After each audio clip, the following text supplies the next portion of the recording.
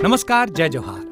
क्या आप भी गवर्नमेंट एग्जाम्स की तैयारी करना चाहते हैं? क्या आप भी मेमोरी टेक्निक्स और ट्रिक्स के जरिए बहुत ही कम समय में स्मार्ट स्टडी करना चाहते हैं? क्या आप चाहते हैं कि सीजी व्यापम टॉपर आपको पढ़ाए? तो डाउनलोड करिए योगेंद्र साहू क्लासेस ऐप। यहाँ 10 से अधिक गवर्नमेंट एग्जाम्स क्रैक करने वाले और सीजी व्यापम टॉप करने वाले योगेंद्र सर CGPSC और सीजी व्यापम के अंतर्गत होने वाले सभी एग्जाम्स की तैयारी कराएं। तो डाउनलोड करिए Yogendra Sahu classes app to be the best, learn from the best.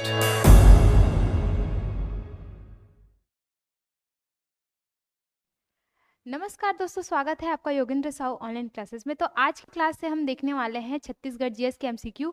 ये आपके आने वाले सभी एग्जाम के लिए बहुत ही यूजफुल रहेगा। प्रयोगशाला परिचालक में भी 40 नंबर का जीएस आ रहा है, जिसमें से इंडियन जीएस का टॉपिक सिर्फ एक टॉपिक दिया है, भारत का भूगोल, और बाकी पूरा CGGS का टॉपिक दिया है। तो यहाँ से MCQ करते जाएंगे तो आपको बहुत सारा नंबर कवर हो जाएगा, यहाँ 40। और इसके साथ ही साथ कृषि मंडी वाले में भी 17 नंबर का CGGS आने वाला है। तो ये सब वीडियो आपके आगामी परीक्षा के लिए बहुत ही लाभदायक रहेगा। और ना केवल CGGS की सीरीज आने वाली है, बल्कि अन्य सब्जेक्ट के भी सीरीज आने वाली है हमारे योगेंद्र साहू क्लासेस में, जैसे कि साइंस हो गया और इंडियन जियोग्राफी हो गया। सभी के MCQ वीडियो आएंगे। तो जिन्होंने अभी तक चैनल को सब्सक्राइब नहीं किया है वो हमारे चैनल को सब्सक्राइब कर लीजिए और बेल आइकन को भी दबा दीजिए, ताकि जल्दी से जल्दी आपको नोटिफिकेशन मिल जाए वीडियो का और आप अपना तैयारी बेहतर कर सके। तो बिना देरी के आज का क्लास स्टार्ट करते हैं। देखते हैं पहला क्वेश्चन क्या है। छत्तीसगढ़ जनगणना वर्ष 2001 से 2011 में जनसंख्या की 10 की वृद्धि दर कितने प्रतिशत रही है? 10 की वृद्धि दर कितनी रही है 2001 से 11 के बीच में, ये पूछा है। तो इसका सही आंसर होगा 22.61%। 10 की वृद्धि कितना रहा है? 22.61%। क्यों 2001 से 2011 तक पढ़े? क्योंकि अभी वाला तो जनगणना हुआ नहीं है, उसका डेटा आया ही नहीं है 2021 में जब होने वाला था वो, इसीलिए अभी 11 वाले ही पढ़े। तो कितना 10 की वृद्धि दर है? 21.61%। अगर CGGS दिया रहता है सिलेबस में तो वहां से जनगणना से एक प्रश्न जरूर पूछा जाता है। सेकंड देखते हैं, मलगेर नदी का उद्गम स्थल कहाँ है? मलगेर नदी का उद्गम स्थल कहाँ है? अबूझमाड़ की पहाड़ी, बैलाडीला की पहाड़ी, केसकाल घाटी या झीरम घाटी? तो मलगेर नदी का उद्गम स्थल है बैलाडीला की पहाड़ी। ये बैलाडीला की पहाड़ी से निकलती है और कौन से नदी में जाकर मिलती है? तो ये शबरी नदी में जाकर मिलती है। कौन से नदी में मिल रही है? तो शबरी नदी में। ठीक है, देखिए ये बैलाडीला की पहाड़ी मान लेते हैं। यहाँ से कौन सा नदी निकल गया? मलगेर नदी। इधर से आ रही है शबरी नदी और ये शबरी नदी की सहायक नदी है मलगेर नदी। हम लोग को ऐसा लगता है कि बैलाडीला नीचे बस्तर साइड का है, तो मलगेर नदी किसकी सहायक नदी होगी? इंद्रावती की सहायक होगी। लेकिन ये इंद्रावती की सहायक नहीं है, ये शबरी की सहायक है। मलगेर के साथ साथ जो कांगेर नदी है, कांगेर नदी भी किसकी सहायक है? शबरी नदी की सहायक है। और कांगेर नदी की सहायक मुनगा बहार नदी। अब देखते हैं अबूझमाड़ की पहाड़ी से कौन सी नदी निकलता है, ये भी देख लेते हैं। तो यहाँ से निकलता है गुडरा। गुडरा नदी का उद्गम अबूझमाड़ की पहाड़ी से होता है। बैलाडीला से मैंने बता दिया मलगेर। केसकाल घाटी क्या है? तो केसकाल घाटी को बस्तर का प्रवेश द्वार कहा जाता है, क्योंकि महानदी बेसिन के बाद जब बस्तर के दंडकारण्य पठार में हम लोग जब प्रवेश करते हैं तो कहाँ से प्रवेश करते हैं हम लोग? केसकाल घाटी से। यहाँ कितने मोड़ है? तो इस घाटी में 12 मोड़ है और ऊपर में क्या है? तेलिन माता का मंदिर है। कहाँ पे? तो केसकाल घाटी में। झीरम घाटी क्यों फेमस है? तो झीरम घाटी अभ्रक के लिए फेमस है। यहाँ से क्या मिलता है हमको? अभ्रक मिलता है। और झीरम घाटी कहाँ है? तो वो है सुकमा जिला में, सबसे लास्ट। और आप सभी ने झीरम घाटी कांड के बारे में तो सुना ही होगा, तो वहां से आप लोग याद रख लेना, कहाँ है वो? सुकमा में।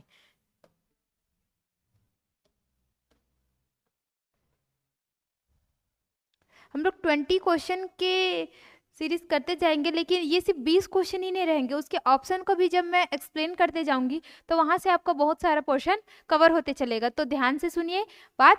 और एक बार में वीडियो याद नहीं होता है, मतलब जो भी बता रही हूँ वो अगर एक बार में याद नहीं होगा वो आप लोग डबल रिपीट करके देख सकते हैं। तो डबल जब देखेंगे तो आप 2x स्पीड में देख लेना, तो कम समय में आपका रिविजन हो जाएगा और वो हमेशा के लिए आपको याद रह जाएगा। थर्ड क्वेश्चन है, नगेशिया जनजाति मुख्यतः छत्तीसगढ़ में निवास करती है। तो नगेशिया जनजाति कहाँ पे निवास करती है? महाराष्ट्र के सीमा में या उड़ीसा के सीमा में, या मध्य प्रदेश के सीमा में, या फिर झारखंड के सीमा में। तो जो नगेशिया जनजाति है वो पाई कहाँ पास जाती है? छत्तीसगढ़ में। मान लेते हैं छत्तीसगढ़ का नक्शा है, यहाँ पास कौन सा है? जसपुर जिला, उसके नीचे फिर रायगढ़ जिला। तो नगेशिया जनजाति जसपुर और रायगढ़ जिला में पाए जाते हैं। और ये किससे लगा हुआ है? इधर इस साइड कौन सा राज्य है? तो इधर है कौन सा? झारखंड राज्य। कौन सा राज्य है इधर? झारखंड राज्य। तो ऑप्शन डी क्या हो जाएगा? करेक्ट आंसर हो जाएगा। झारखंड के सीमावर्ती क्षेत्रों में कौन सी जनजाति रहती है? तो नगेशिया जनजाति रहती है।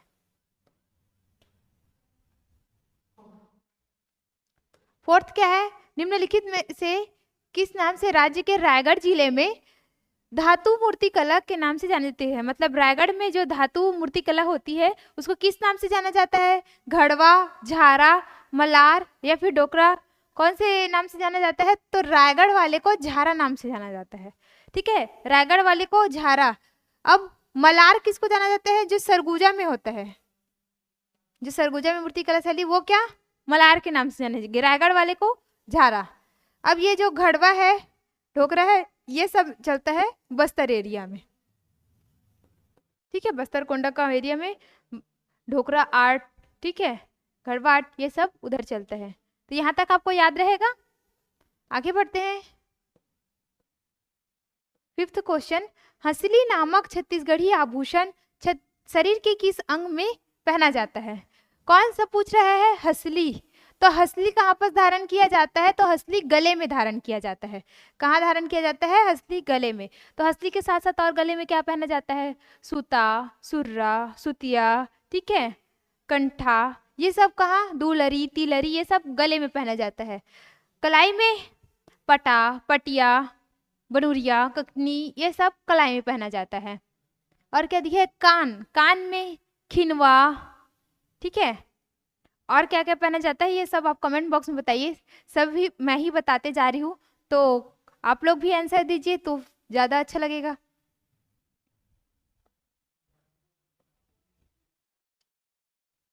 पैर में बिछिया, सांटी, लच्छा, तोड़ा, ये सब पहना जाता है। चुटकी। इस राज्य के निम्नलिखित में से कौन स्वयं संगीतकार थे तथा अन्य संगीतकारों के आश्रयदाता थे? राजा रामचंद्र सिंह, राजा देवेंद्र नाथ प्रताप सिंह, राजा चक्रधर सिंह, राजा नरेश चंद्र सिंह। तो इसका सही आंसर क्या होगा? राजा चक्रधर सिंह। ये कौन सी रियासत के राजा थे? तो ये रायगढ़ रियासत के राजा थे, रायगढ़ के थे।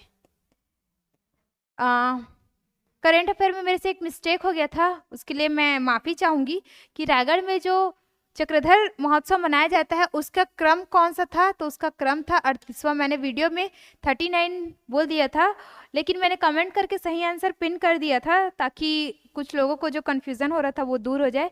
इस गलती के लिए मैं माफ़ी चाहूँगी और आप लोग सभी लोग सुधार लीजिए कि इस वर्ष जो 2023 में चक्रधर महोत्सव हुआ था उसका क्रम था 38वां। ये 19 से 21 सितंबर के बीच आयोजित किया गया था। कहाँ? तो रायगढ़ में आयोजित किया गया था। ये प्रत्येक वर्ष गणेश चतुर्थी के अवसर पर इसका आयोजन किया जाता है। नेक्स्ट क्वेश्चन देखिए, इस राज्य में भारत छोड़ो आंदोलन के दौरान 10 अगस्त 1942 को रायपुर में निम्नलिखित में से किसके नेतृत्व में विद्यार्थियों का एक विशाल जुलूस निकाला गया था? किसका? विद्यार्थियों का। तो किसके नेतृत्व में निकाला गया था? कमल नारायण शर्मा, त्रेतानाथ तिवारी या रामकृष्ण ठाकुर या रणवीर सिंह शास्त्री? तो इसका सही आंसर क्या होगा? रणवीर सिंह शास्त्री। ठीक है, अगर विद्यार्थियों का जुलूस पूछे तो रणवीर सिंह शास्त्री आएगा, जो कब हुआ था? 10 अगस्त 1942 को। लेकिन सिर्फ विशाल जुलूस की बात की जाए रायपुर में तो उसके नेतृत्व करता थे त्रेतानाथ तिवारी। उसके नेतृत्वकर्ता कौन थे? त्रेतानाथ तिवारी थे। और ये कब हुआ था? तो ये हुआ था 9 अगस्त 1942 को। ये सारे आंदोलन भारत छोड़ो आंदोलन के दौरान ही क्या हो रहे थे? आयोजित हो रहे थे। तो विद्यार्थी वाला पूछेंगे तो रणवीर सिंह शास्त्री, लेकिन विशाल जुलूस की बात की जाए तो क्या? त्रेतानाथ तिवारी। और ये जो कमल नारायण शर्मा थे ये विशाल जुलूस में इसके सहयोगी थे। किसके? तो त्रेतानाथ तिवारी के। और ये रामकृष्ण ठाकुर, इन्होंने क्या किया था? तो इन्होंने नागपुर के हाई कोर्ट में क्या किया था? तिरंगा फहराया था 9 सितंबर 1942 में। 9 सितंबर 1942 को। कहाँ के हाई कोर्ट में? तो नागपुर के हाई कोर्ट में। ठाकुर रामकृष्ण या रामकृष्ण ठाकुर बोल सकते हैं। 8वां क्वेश्चन है, इस राज्य के कहाँ स्थित, ऑप्शन डी मैं यहाँ पर लिख दे रही हूँ, इस राज्य के कहाँ पर स्थित किला को गज किला कहा जाता है? ठीक है, जसपुर में, सरगुजा में, बस्तर में या रतनपुर में? तो रतनपुर में जो किला है उसी को क्या बोला जाता है? गज किला बोलते हैं। और इसका निर्माण किसने करवाया था? तो इसका निर्माण करवाया था कलचुरी शासक पृथ्वीदेव द्वितीय ने। ठीक है, प्रथम ने नहीं, द्वितीय ने। ठीक है, इन्होंने रतनपुर में किला का निर्माण कराया था, उसी को गज किला के नाम से जानते हैं।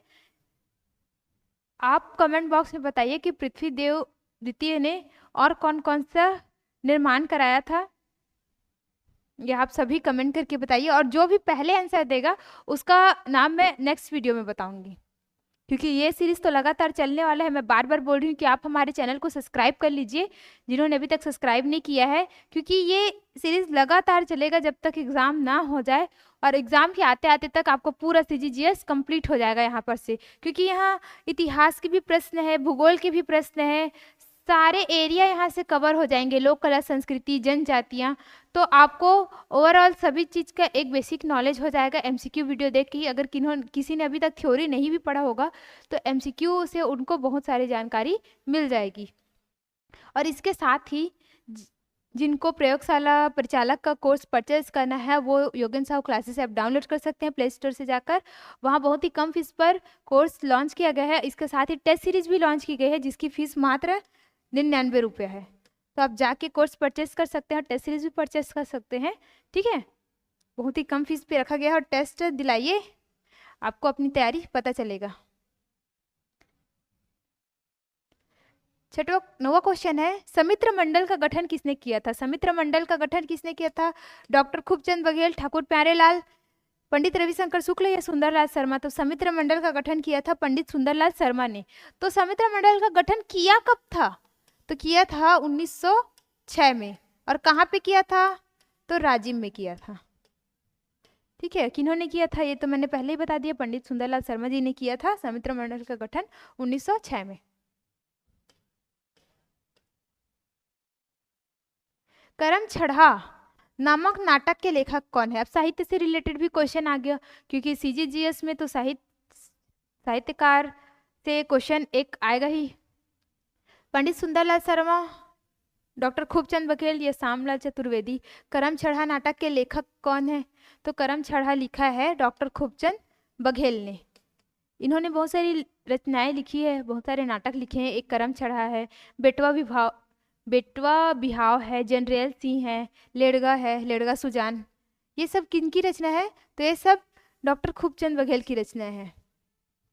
श्यामलाल चतुर्वेदी जी का पर्रा भर लाई, बेटी के विदा, ये सब उनकी रचना है। राम वनवास, केयूर भूषण का रानी ब्राह्मण की दुर्दशा, आंसू में फिलगे अचरा,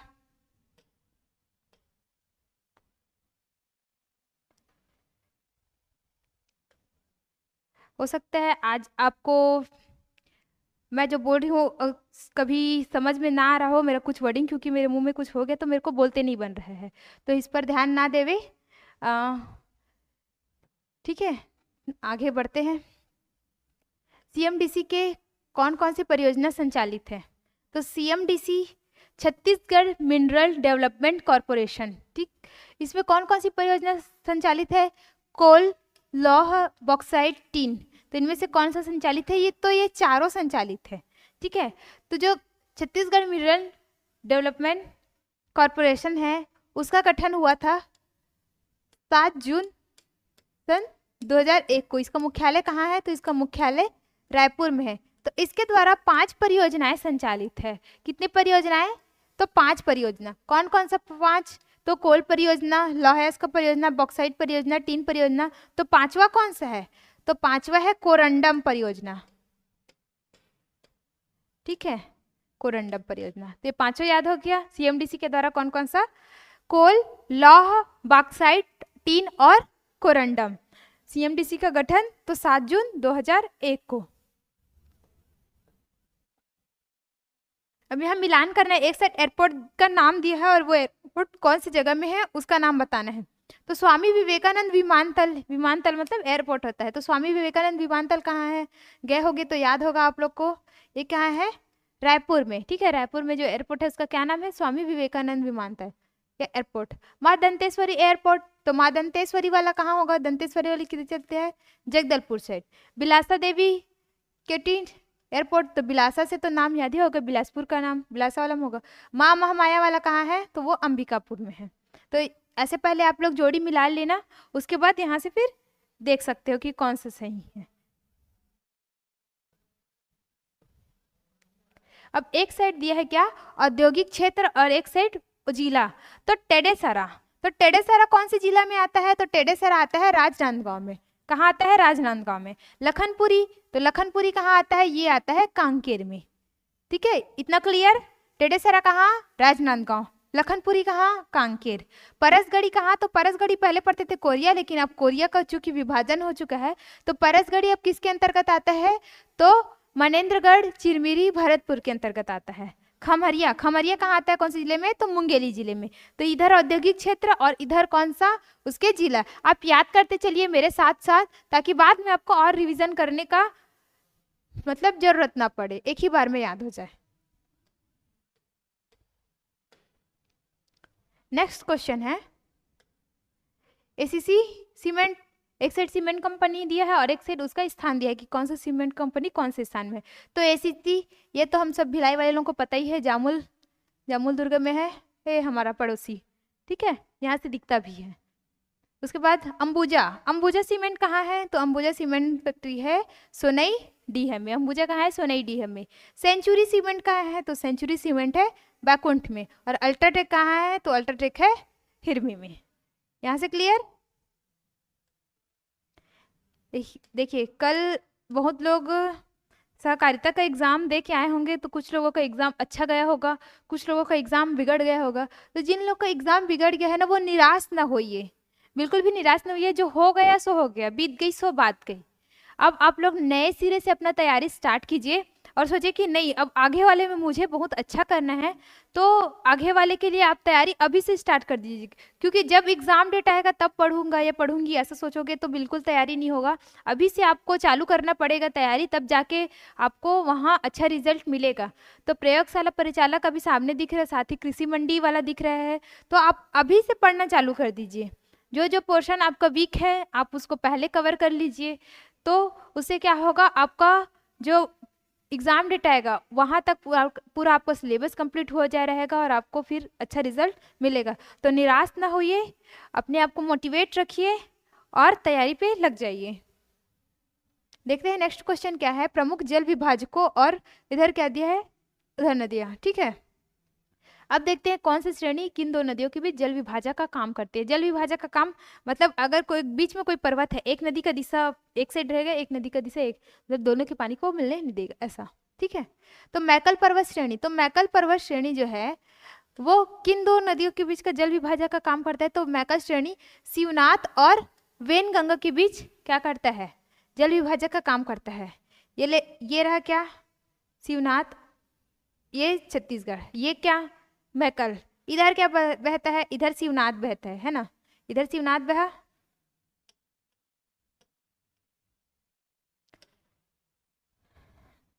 इधर शिवनाथ बहा, और इधर क्या बहता है, वेनगंगा। तो दोनों के बीच जल विभाजक का काम कौन कर रहा है, मैकल पर्वत श्रेणी। केशकाल पर्वत, तो केशकाल पर्वत यहाँ है, और इधर इधर से क्या बहता है, इधर से महानदी जाता है, और इधर से इंद्रावती। तो ये दोनों के बीच जल विभाजक का काम करता है कौन, तो केशकाल पर्वत।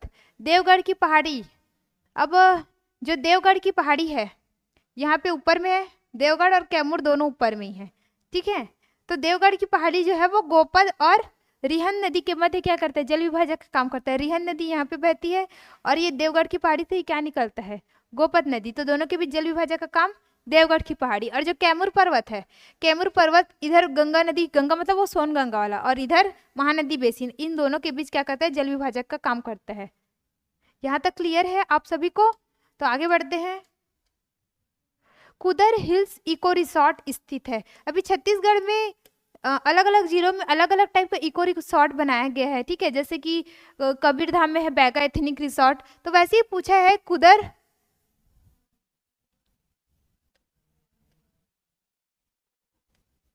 कुदर हिल्स इको रिसोर्ट स्थित है। तो कुदर हिल्स कहाँ पे है? तो कुदर हिल्स है बिलासपुर में, ठीक है। कुदर हिल्स कहाँ है? बिलासपुर में। कबीरधाम में क्या है? बैगा एथनिक रिसोर्ट है। कांकेर में भी नथिया नावा गांव में कुछ बना हुआ है, महसपुर में है, ठीक है। और कहाँ कहाँ पास है, और आप लोग कहाँ कहाँ पास घूम चुके हैं, ये आप कमेंट करके बता सकते हैं। फिर हम लोग भी देखेंगे, हम लोग भी जाएंगे, ठीक। अकुरी नाला एक साइड जलप्रपात, और ये कौन से जिला में स्थित है वो, ठीक है। मिलाते हैं। अब अकुरी नाल या कुरी नाला जिसको बोलते हैं, तो अकुरी नाला कौन से जिले में है? तो अकुरी नाला है एमसीबी। पहले इसको कोरिया पढ़ते थे, अब क्या पढ़ेंगे? एमसीबी में। मनेंद्रगढ़, चिरमिरी, भरतपुर। और ये कौन सी नदी में बना हुआ है ये जलप्रपात? तो ये हसदेव नदी में बना हुआ है। कौन सी नदी? तो हसदेव नदी में। अब सरबंजा, सरबंजा जलप्रपात कहाँ है? तो सरबंजा है सरगुजा में। सरबंजा सरगुजा, स से सरबंजा, स से सरगुजा, सा करके याद रखना। और ये कौन सा नदी में है? तो ये मांड नदी में है, ठीक। चित्रकूट ये सभी को पता है, ये कहाँ है? बस्तर में। और कौन से नदी में है? तो इंद्रावती नदी में है। कोटली, कोटली जलप्रपात कहाँ है? तो बलरामपुर में है। और कोटली जलप्रपात किस नदी पर बना है? तो कन्हार नदी पे बना है। तो ये हो गया जलप्रपात, उसके जिले। इसके साथ ही मैंने क्या एडिशनल क्या बता दिया कि कौन से जलप्रपात कौन से नदी में अवस्थित है।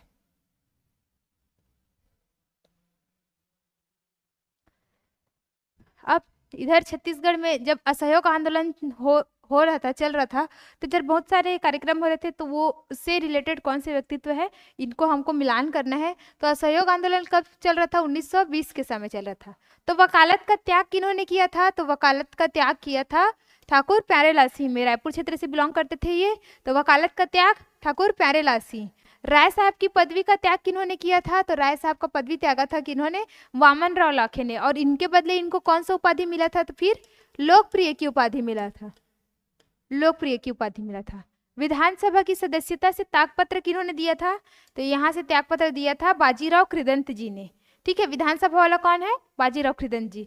और रायपुर के रावण भाटा में खादी प्रदर्शनी ये किन्होंने लगाया था? तो ये श्रीमती अंजुम बेगम ने लगाया था। ये हुआ था, ये 1921 में हुआ था, ठीक है। ये 1921 में हुआ था, ये खादी प्रदर्शनी वाला। यहाँ तक क्लियर? आगे बढ़े।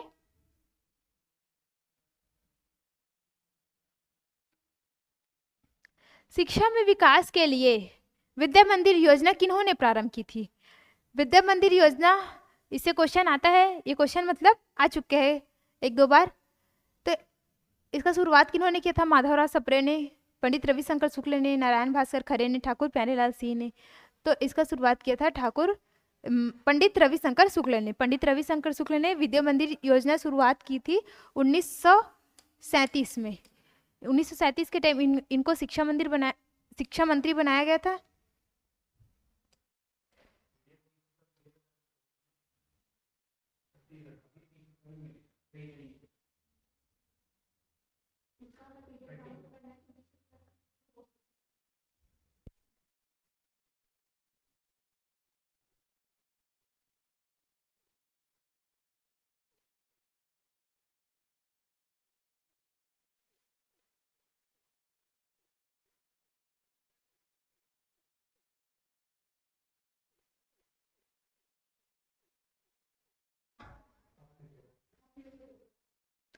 ठीक है, लास्ट क्वेश्चन देखते हैं। रायपुर में पेशावर दिवस का आयोजन कब हुआ था?